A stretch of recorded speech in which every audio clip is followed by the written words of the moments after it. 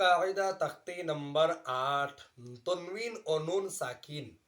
চলুন এখন আমরা আজকে হয়েছে সবক নম্বর 8। সবক নম্বর 8-এর মধ্যে আমরা তনবিন আর নুন সাকিন এটার বয়ান শুরু হয়েছে। দেখুন, তনবিন আর নুন সাকিন। তনবিন কাকে বলা হয়? দু জবর দুজের দু পেশকে তনবিন বলা হয়। আগের সবকের মধ্যে আপনারা পেয়েছেন। এখন আমরা নুন সাকিন কাকে বলা হয়? যেই নুনের উপরে জজম হবে, সুকুন হবে। এই যে এখানে দেখুন আপনারা, এই যে এই জজমটা যেই নুনের উপরে হবে, সেই নুনটাকে কি বলা হয়? নুনে সাকিন। তো এটার কায়দা আমরা শিখবো, এটাকে কিভাবে পড়তে হয় আর এটার কায়দা কয়টা এটা আমরা শিখবো।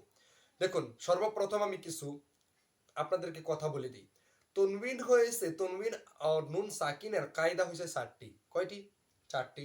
নাম্বার 1 ইখফা, নাম্বার 2 ও নাম্বার 1 ইখফা, নাম্বার 2 ইজহার, নাম্বার 3 ইদগাম, নাম্বার 4 কলব। এই 4টি হয়েছে এই নুন সাকিন আর তনবিনের কায়দা। তো এখন আপনারা নুন সাকিন তনবিনের কায়দা যে নুন সাকিন তনবিনের কায়দাকে আপনারা পড়তে চলছেন। চলুন সর্বপ্রথম আমরা তাখতি নম্বর 8-এর মধ্যে কি লিখছে দেখিনি। আমার সাথে পড়ুন, তাখতি নম্বর 8, तनवीन और नून साकिन।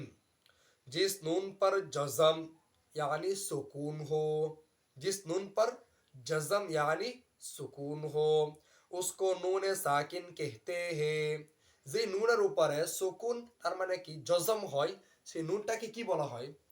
নুনে সাকিন বলা হয়। জজম কাকে বলে? এই যে পেশের মতন যে থাকে অল্প এরকম, এটার একটা জজম। এটা কি বলে? জজম।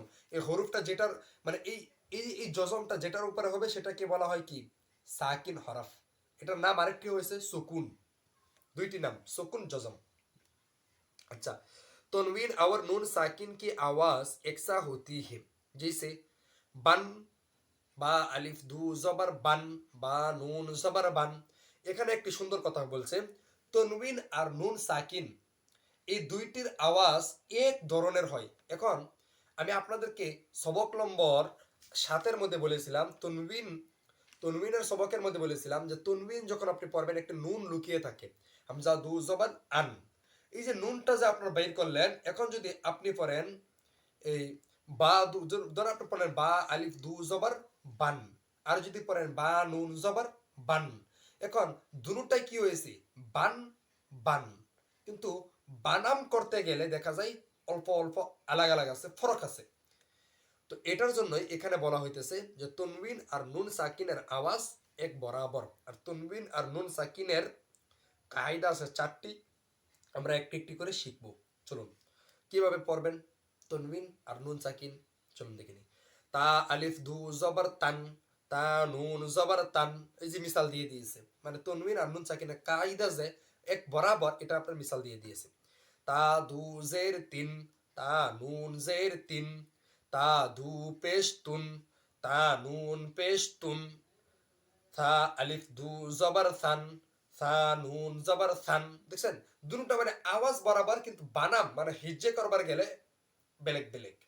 মানে শুনতে একরকম শোনা যায়, কিন্তু বানাম করতে গেলে অল্প বেলেগ বেলেগ আছে। বাকিগুলো আপনারা মশ করবেন।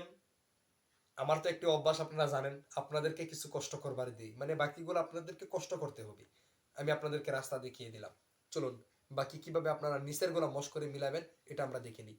মস্ক আইন আলিফ জবর আ, আমার সাথে পড়ুন। দাল আলিফ দু জবর দান, আদান। কি বললাম? আদান। আমার সাথে পড়ুন, আদান, আদান। তো দান, দান যায় এখানে কি হয়েছে? দাল আলিফ দু জবর দান, তনবিন হয়েছে। সিন ওয়াও জবর সাউ, হামজা দু জের ইন, সাউ ইন।